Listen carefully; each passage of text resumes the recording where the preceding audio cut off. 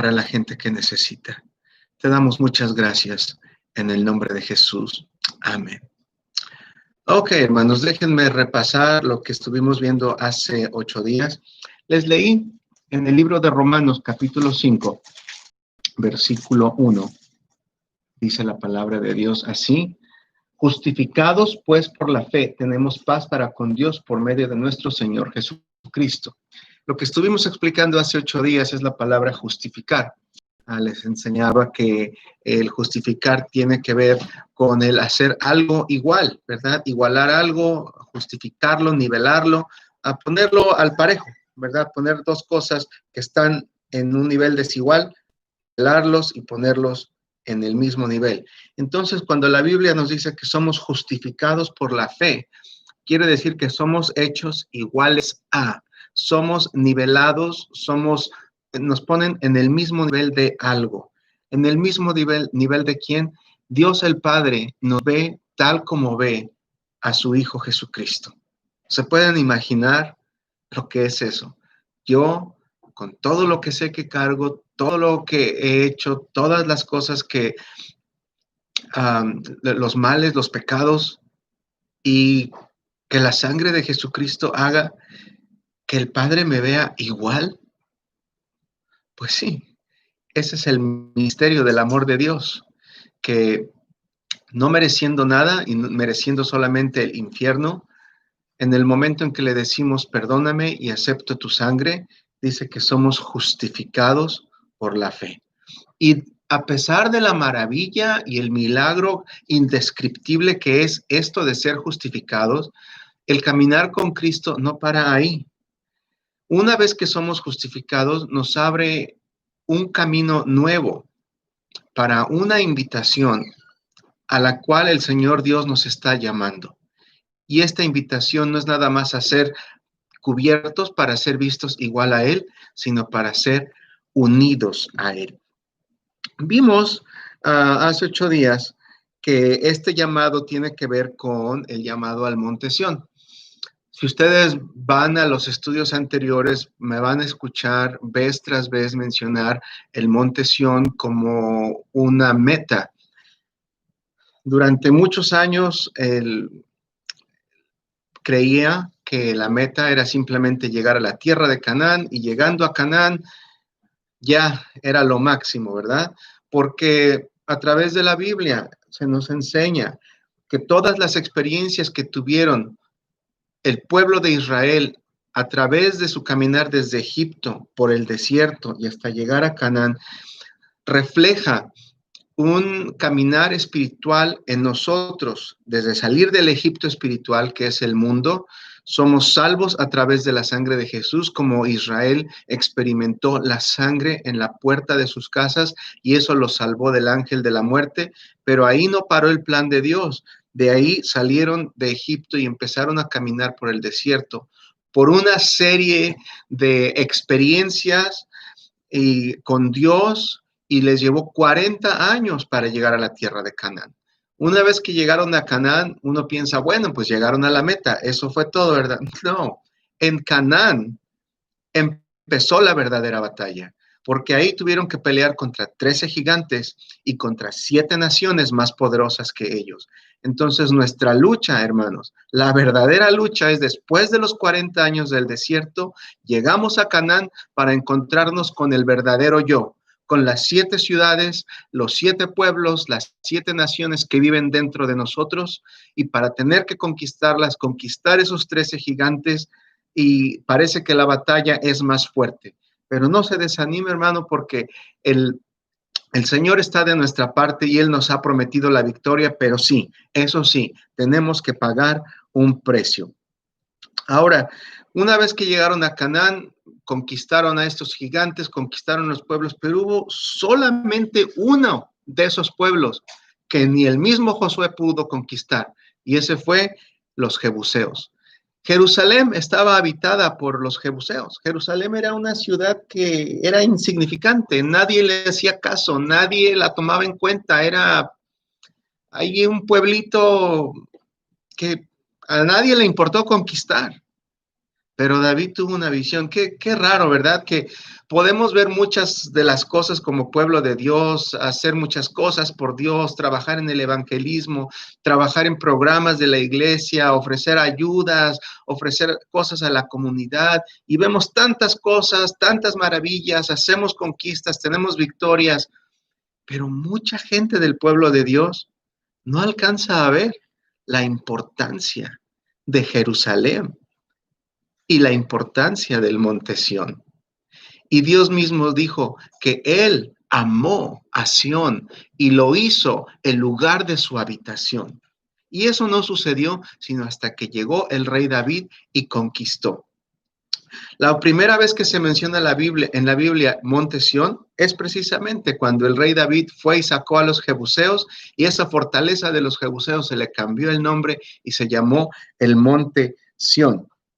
Ahora, dentro de nosotros, hermanos, usted puede tal vez desanimarse y decir, tanto que he caminado con el Señor, tantos años que he luchado con mi carne, tantos años que he luchado contra mis pensamientos. Esas fortalezas precisamente son pensamientos, hábitos, pecados, nuestros enemigos internos que nos hacen burla, como los jebuseos le hacían burla al rey David, ¿verdad? Le decían, aunque vengas y nada más con los cojos y los mancos de entre nosotros, con esos te vamos a vencer.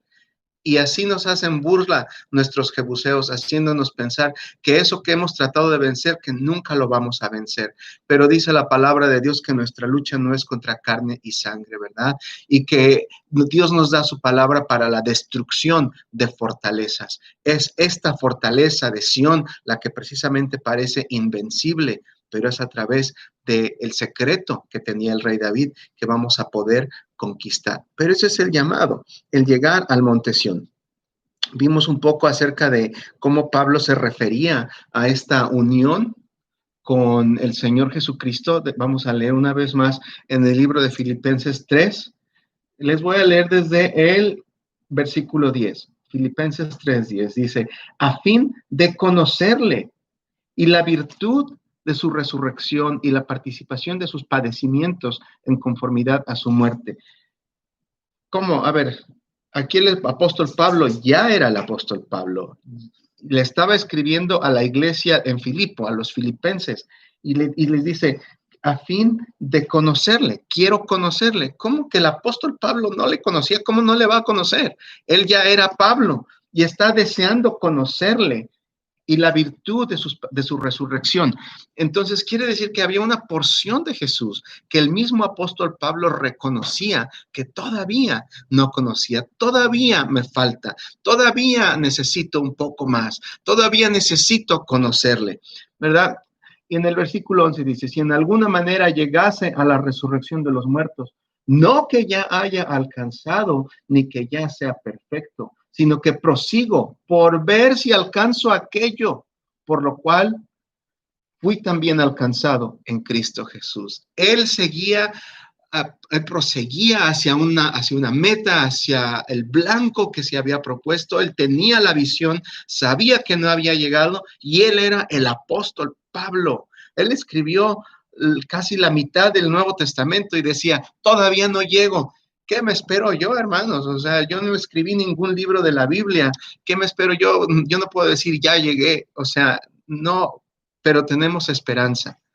Todos nacemos con esta misma lucha, todos nacemos en un cuerpo de pecado y hay esperanza para todos nosotros. Así es de que si eres un cristiano que ha caminado con Dios por tantos años, que te has caído, te has levantado, te has desanimado, te han mordido las serpientes en el desierto, has visto las tinieblas en el desierto, te has sentido seco, te has sentido confundido, sientes que no vas a poder llegar, ves los 13 gigantes, ves todas las naciones dentro de ti que vienen a desanimarte. Hermano, este es el caminar con Dios, pero vale la pena seguir adelante. Ok, esto es el repaso de lo que vimos hace 8 días. Si quieren estudiarlo con cuidado, vayan a la lección que estudiamos. Y bueno, entre paréntesis, nunca me doy cuenta de las personas que están escuchando. Así es que si hay alguien por ahí que esté escuchando, háganos saber. Tenemos por ahí un chat diga algo, diga amén, háganos saber que está ahí. Y hermanos, la visión de la iglesia Siete Pilares um, se trata de el despertar espiritual del pueblo de Dios. Cada iglesia tiene una misión individual. Cada iglesia Dios la usa a su manera. La misión de la iglesia Siete Pilares, que no es nada más la iglesia local aquí en Portage, sino la iglesia que está en Clarksville, dirigida por el pastor Paul Hanson, tiene esta visión de lanzar un grito, una alarma para el pueblo de Dios. Creemos que el pueblo de Dios, generalmente hablando, vive en un sueño espiritual. El pueblo de Dios está distraído, el pueblo de Dios, estaba revisando hace rato algunas cosas en cuanto a mi trabajo en la internet y me encontré con un programa en YouTube de una persona que hace declaraciones de impuestos para la gente hispana en Estados Unidos. Miren, tienen miles de seguidores porque están anunciando que se va a haber un cheque de ayuda gratis de parte del gobierno. Están diciendo las medidas, las personas que van a recibir, quiénes van a recibir el cheque. Y miren que hay miles de personas que siguen al programa. Y o sea, está bien, no tiene nada de malo estar informado, ¿verdad? Pero la razón por lo que lo menciono es porque cuando se trata de despertar espiritual, de trabajar en el espíritu, de trabajar con Dios, de pagar un precio, casi nadie hace clic en esos programas, en las predicaciones, o sea, hay un interés mucho mayor por las cosas materiales que son, comparándolo con el cuadro grande, insignificantes, y el pueblo de Dios está dormido. Hermano, de verdad que te invito a que te sacudas, te despiertes y le preguntes al Señor, ¿dónde estoy parado? Ayúdame a despertar, ayúdame a ver mi posición espiritual para poder llegar a donde tú me estás llamando. Si sientes una sequía dentro de ti, si sientes tinieblas dentro de ti, si sientes un sueño dentro de ti, quiere decir tal vez que estás en esa tierra encantada, donde uno se queda adormilado, donde el caminar con Dios es más lento y a veces se detiene. Hermano, despiértate, porque las señales van y van avanzando cada vez más y el Señor Dios va a venir pronto. Necesitamos estar despiertos. Bueno, en Efesios capítulo 5, creo que esto lo leímos hace 8 días. Capítulo 5, Pablo compara el misterio del matrimonio con la unión mística entre Jesucristo y su esposa. Erróneamente, muchos cristianos creen que toda la iglesia es la esposa. La esposa, sí, sale de una porción de la iglesia, pero no toda la iglesia va a ser la esposa de Jesucristo. La esposa de Jesucristo es un grupo de cristianos, no está limitado a una organización, no está limitado a un nombre, es simplemente un grupo de seguidores de Cristo que están despiertos, están alerta. Y esto lo vemos bíblicamente vez tras vez, a través de las parábolas de Jesucristo, a través de las enseñanzas de Pablo, que no todos los cristianos son parte de la esposa. Dicen que Dios Jesucristo es la cabeza de la iglesia, nosotros somos el cuerpo, ¿verdad? El cuerpo es la iglesia, pero por ejemplo, cuando el Señor le trajo una esposa a Adán, no tomó todo el cuerpo de Adán para hacer una esposa, tomó una porción del cuerpo de Adán que coincidentemente estaba dormido. Y cuando estaba dormido, esa porción que sacó de él la hizo una esposa. Jesucristo es llamado el segundo Adán y Dios está preparando una porción del cuerpo de Cristo que está dispuesta a despertar, a pagar el precio, a sacudirse del polvo, ¿verdad? A levantarse una vez más para seguir adelante, y de ahí Dios va a preparar una esposa. Yo quiero ser parte de ese grupo, hermanos, y si te sientes confundido, si te sientes perdido, si necesitas algún tipo de apoyo, no te estamos diciendo que te unas a la iglesia Seven Pillars, la iglesia Siete Pilares, porque no creemos que ser parte de la esposa tenga que ver con ser parte de una iglesia específica o de una organización. Pero si necesitas ayuda, si necesitas motivación, si necesitas material, si necesitas visión, comunícate con nosotros. Yo no soy la persona responsable por la visión que Dios ha puesto en nosotros.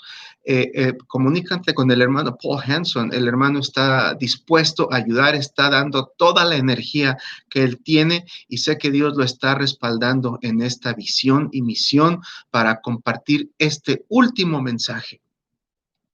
Hay una profecía en el libro de Amós, capítulo 9, versículo 11, que dice que al final de los tiempos, o sea, en los tiempos que estamos viviendo ahora, no cabe duda que estamos al final de los tiempos. Dice, restauraré el tabernáculo de David que está caído.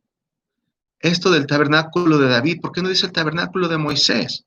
¿Qué es el tabernáculo de David? El tabernáculo de David precisamente tiene que ver con el establecimiento del monte Sión, porque fue cuando David se convirtió en rey sobre todo Israel. Lo primero que hizo fue ir a conquistar el fuerte de los jebuseos y trajo el arca de Dios que estaba en la casa de Obed-Edom y la llevó al monte Sión.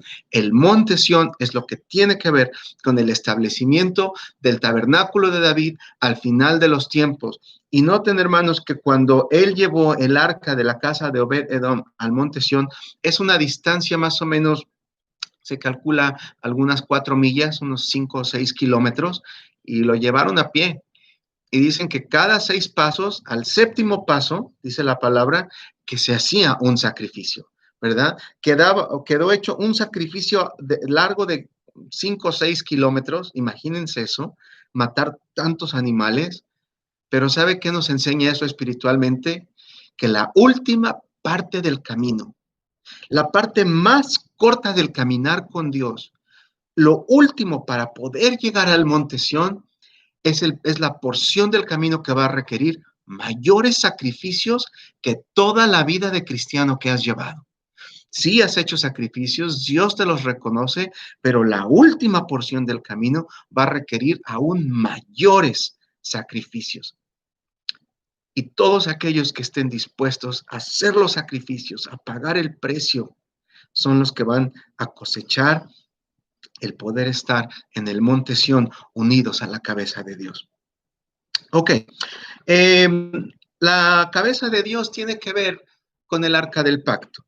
Si algunos de ustedes están relacionados con el tabernáculo de Moisés, saben que tiene 7 muebles y que el sexto y el séptimo mueble forman el arca del pacto y el propiciatorio, que eran los muebles que estaban en el lugar santísimo, y que estos 7 muebles representan la estatura de Jesús, reflejando su estatura completa de pies hasta su cabeza.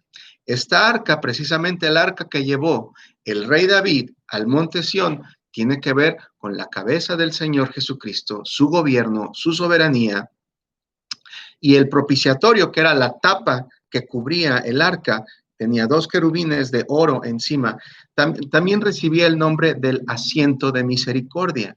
Ahora, ¿qué es un asiento? Pues algo para sentarse, ¿verdad? O sea, es un trono. Tiene que ver con el trono de Dios.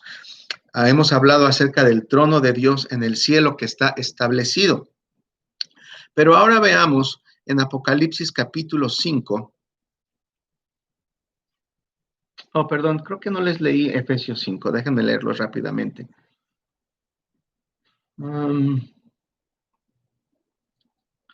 5:23, porque el marido es cabeza de la mujer, así como Cristo es cabeza de la iglesia, y él es el que da la salud al cuerpo.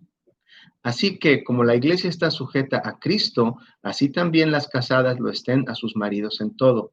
Maridos, amad a vuestras mujeres, así como Cristo amó a la iglesia y se entregó a sí mismo por ella, para santificarla, limpiándola en el lavacro del agua por la palabra, para presentársela gloriosa para sí, una iglesia que no tuviese mancha, ni arruga, ni cosa semejante, sino que fuese santa y sin mancha. Así también los maridos deben amar a sus mujeres como a sus mismos cuerpos. El que ama a su mujer, a sí mismo se ama, porque ninguno aborreció jamás a su propia carne, antes la sustenta y regala, como también Cristo a la iglesia. Porque somos miembros de su cuerpo, de su carne y de sus huesos. Por esto dejará el hombre a su padre y a su madre, y se allegará a su mujer, y serán dos en una carne. Este misterio grande es, mas yo digo esto con respecto a la iglesia, con respecto a Cristo y a la iglesia, perdón.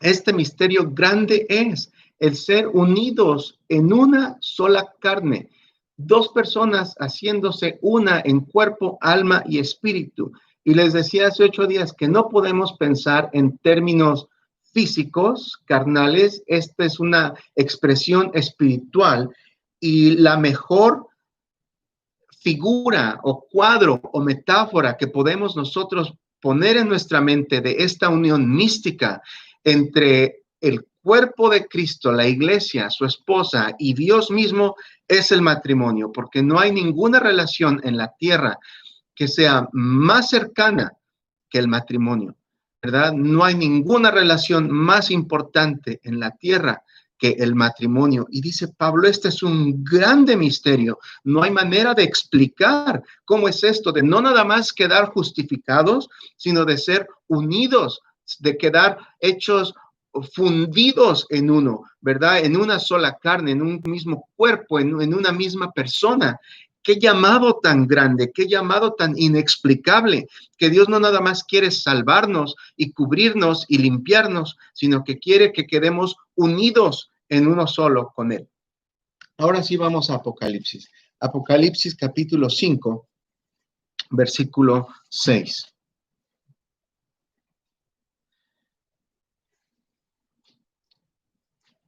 Cuando Juan vio este retrato, este cuadro de Apocalipsis, vio el trono de Dios y vio al Padre sentado en el trono, y dice que dentro del trono estaba el Cordero, el Padre sobre el trono, y adentro del trono estaba el Cordero, el Hijo de Dios, y alrededor del trono había 24 sillas con 24 ancianos y 4 seres vivientes que cantaban y decían aleluya, aleluya, ¿verdad? Y esta alabanza universal el apóstol Juan lo puso en palabras tal vez con la mejor descripción que pudo. Y alguien me decía, qué maravilla llegar a ser parte de esos ancianos, de esos seres vivientes. ¿Qué lugar más cercano pudiera haber que estar alrededor del trono? Pues sí, hay un lugar más cercano. El Cordero estaba dentro del trono. Capítulo 5, versículo 6 dice, y oí una voz en medio de los 4 animales que decía, 2 libras de trigo por un denario y 6 libras de cebada por un denario. No hagas daño al vino ni al aceite. Permítanme tantito. 5, 6. No, perdón, ese no es. Estoy en el 6, 6. 5, 6. Y miré, y aquí en medio del trono y de los 4 animales, ahí está el trono, los 4 animales, y en medio de los ancianos estaba un cordero, el Señor Jesucristo, como inmolado, como recién sacrificado, que tenía 7 cuernos y 7 ojos, que son los 7 espíritus de Dios enviados de la tierra. Este es el Señor Jesucristo mismo, y se veía como recién sacrificado, como recién inmolado, porque su sangre es omnipresente, eterna, viva, tiene victoria. Sus 7 cuernos hablan de que tiene poder perfecto, y los 7 ojos nos habla de que Él todo lo ve. Recuerden que el Señor Jesucristo era un humano unido a la divinidad. Pero eso no sucedió sino hasta el día de la resurrección. Cuando el Señor Jesús anduvo sus 33 años en la tierra, el Jesús, el humano, nunca tomó el poder del Cristo para conquistar. Él como humano conquistó todo pecado. Él tenía la posibilidad de caer, si no Lucifer no se hubiera tomado la molestia de ir a tentarlo. Como humano tenía la posibilidad de caer en pecado y como humano permaneció fiel y firme. Y no fue sino hasta el día de la resurrección, como dice Pedro en el libro de los Hechos, que a este Jesucristo que vosotros crucificasteis, Dios le ha hecho Señor y Cristo. Este Jesús, el humano que crucificaste, Dios mismo le resucitó y ahora el humano es hecho Señor y Cristo. Adonai Mesías. Ese humano se ha convertido en Dios. La humanidad quedó unida a la divinidad el día de la resurrección. ¿Se entiende? Y este cordero que vemos aquí es precisamente ese Señor Jesucristo crucificado, resucitado y con esta sangre resucitada, viva, poderosa, con los 7 cuernos, poder perfecto para vencer pecado. Hermano, si tienes algo dentro de ti que no has podido vencer, recuerda que hay dentro de ti un cordero inmolado. Ese cordero ya vive dentro de ti. Ese cordero es el Señor Jesucristo y puede estar en todos lados al mismo tiempo, porque a través de haber sido unido a la divinidad, ahora ese humano puede estar en todas partes al mismo tiempo y está dentro de tu corazón, dentro de mi corazón. Tú no necesitas poder, todo el poder que necesitas es el poder de la sangre de Cristo y tiene 7 cuernos, 7 ojos, todo lo ve, es omnisciente, todo lo conoce, todo lo sabe, todo lo puede y Él vive dentro de ti, así es que sí puedes vencer. Pero noten, dice que Él estaba dentro del trono, en medio del trono, quiere decir adentro del trono estaba Él.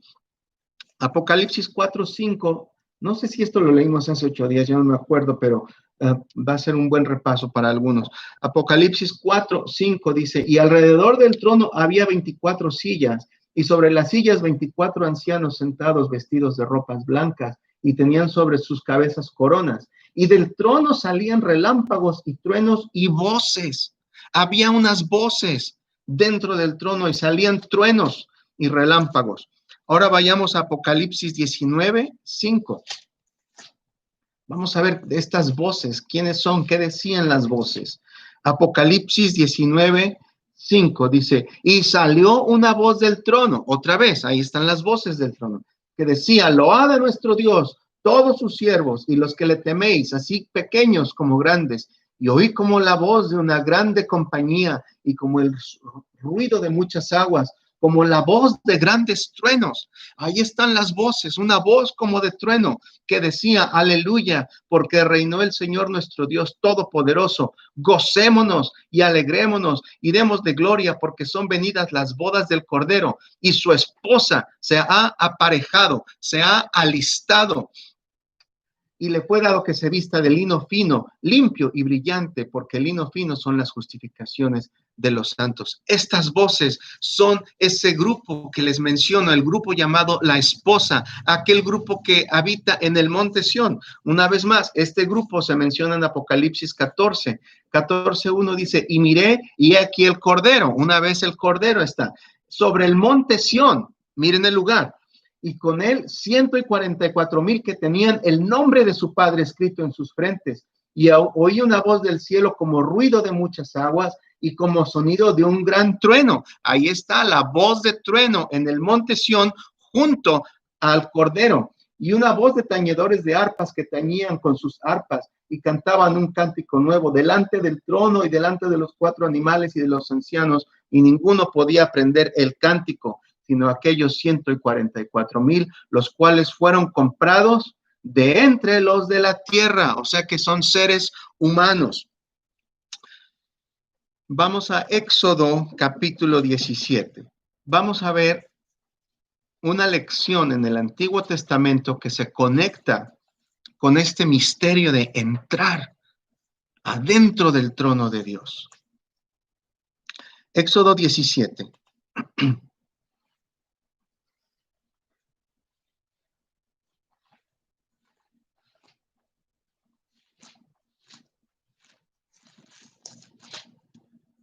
Ok. Les voy a leer versículos 4 al 6. Entonces clamó Moisés a Jehová diciendo, ¿qué haré con este pueblo que de aquí un poco me apedrean? Y Jehová dijo a Moisés, pasa delante del pueblo y toma contigo de los ancianos de Israel y toma también en tu mano tu vara con que heriste el río y ve. He aquí que yo estoy delante de ti, allí sobre la peña de Horeb, y herirás la peña, y saldrán de ella aguas, y beberá el pueblo. Y Moisés lo hizo así, en presencia de los ancianos de Israel. Este es el momento cuando los israelitas ya están en el desierto. Imagínense 1 millón de personas con sus animales, sus niños, y empiezan a tener mucha sed en el desierto. No sé si han estado alguna vez en el desierto, pero un calor de 109 grados Fahrenheit es un calor muy normal en el desierto. No hay nubes, no hay ni una sombra. Y pues imagínense traer a sus niños y a sus vacas, pero en vez de empezar a pedirle a Dios, hicieron lo que todos nosotros hacemos, ¿verdad? Empezar a quejarse contra el líder y le empiezan a murmurar y a reclamar. Y ya Moisés sentía que lo apedreaban. Pero analicemos esto, hermanos. Dios le dice a Moisés, toma la vara, toma tu vara con la que heriste el río. Y luego le da a Moisés el nombre de la piedra donde iba a estar. Dice, voy a estar sobre la peña de Horeb. La palabra Horeb quiere decir lugar de destrucción. Voy a estar sobre el lugar de destrucción. Quiere decir sequía, quiere decir desolación, quiere decir matar. Recuerden que esta roca que lo seguía por el desierto, claramente dice la palabra, creo que en el libro de Primera de Corintios, que la roca que lo seguía por el desierto era Cristo. Esta roca era una roca sobrenatural que caminaba. Donde quiera que iban, ahí iba la roca detrás del pueblo de Israel, siempre dando aguas. Y Dios le dijo a Moisés en esta ocasión que tomara la vara e hiriera la piedra. En otra ocasión, Dios le dijo a Moisés que simplemente le hablara a la roca, pero ese fue un asunto completamente diferente. Esta fue la primera vez y Dios le dijo, vas a tomar la vara con la que heriste el río y vas a herir la roca. Si la roca es Cristo, ¿por qué le diría Dios a Moisés que hiriera a Cristo, a la roca en el desierto? Qué rara orden, ¿verdad? Ahora, ¿en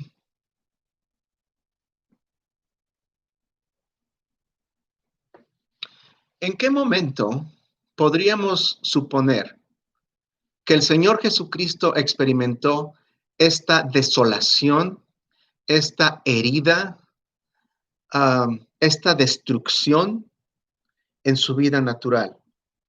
En el momento en que fue crucificado, ¿verdad? Fue un momento de desolación. La palabra Oreb también quiere decir matar. El momento en que el Señor Jesucristo fue uh, asesinado, porque eso fue lo que pasó, ¿verdad? Fue castigado injustamente, siendo inocente.